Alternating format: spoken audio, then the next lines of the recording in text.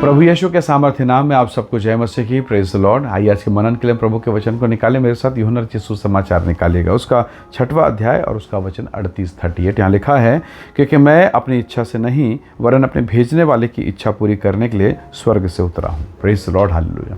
प्रभु यीशु मसीह ने कहा, मैं अपनी इच्छा से नहीं, मेरा काम या मेरा यहाँ आना, इस संसार में आना मेरी इच्छा नहीं, ये पिता की इच्छा है और मैं पिता की ही इच्छा को पूरा करता हूँ। यीशु मसीह ने कई बार कहा कि मैं पुत्र होकर कुछ भी नहीं करता, परंतु पुत्र सब कुछ वही करता जो वो पिता को करते हुए देखता है।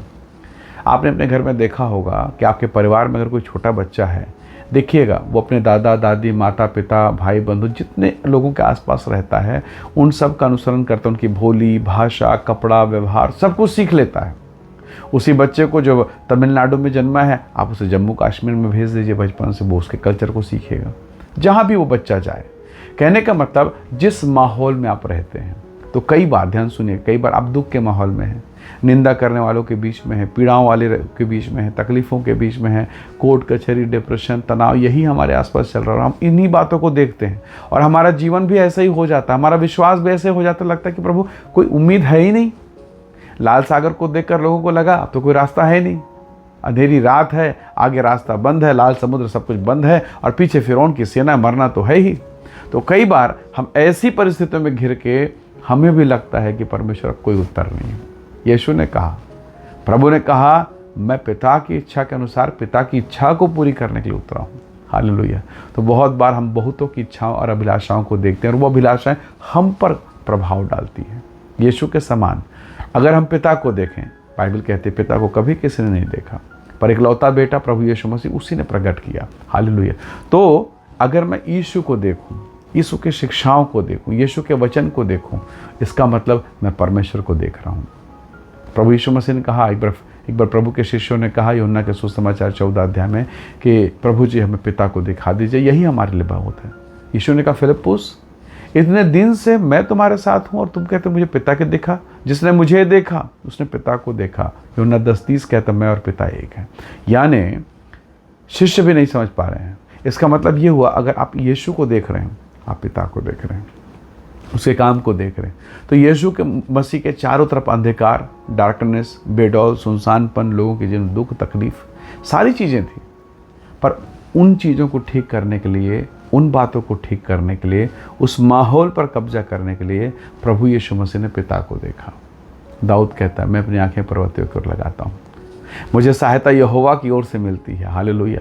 तो आपको और मुझको, दोनों को, हम सबको भी सहायता यहोवा की ओर से मिलेगी। परमेश्वर के लोगों, ये एक आत्मिक रहस्य है जो यीशु मसीह सारी कलीसिया को बता रहे हैं।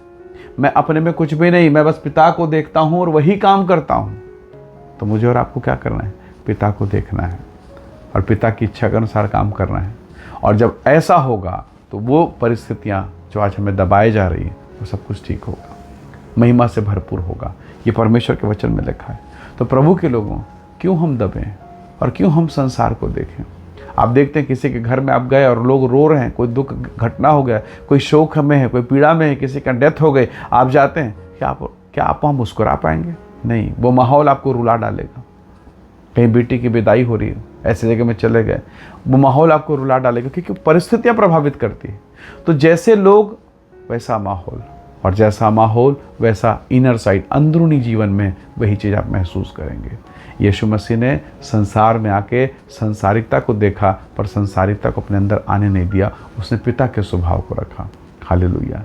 एक कमल का फूल, एक लोटस कमल का फूल भली कीचड़ में रहे, दलदल में रहे, पर वो अपने स्वभाव को बनाए रखता, अपने बीज के स्वभाव को। तो आपके और मेरे भीतर में परमेश्वर का बीज है, और उसी स्वभाव को अगर हम बनाए रहें तो इस संसार पर हम शासन करेंगे, ये परिस्थितियों पर हम शासन करेंगे, हर आंधी पर परमेश्वर की महिमा होगी।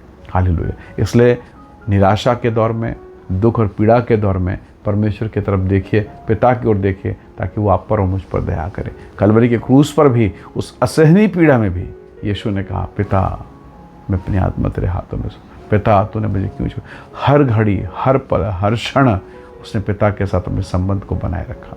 यही काम अगर मैं और आप करें तो हम पिता के सामर्थ्य को प्रभु यीशु के नाम से हम प्राप्त करेंगे। हालेलुया। आइए दुआ करें, प्रभु का धन्यवाद करें।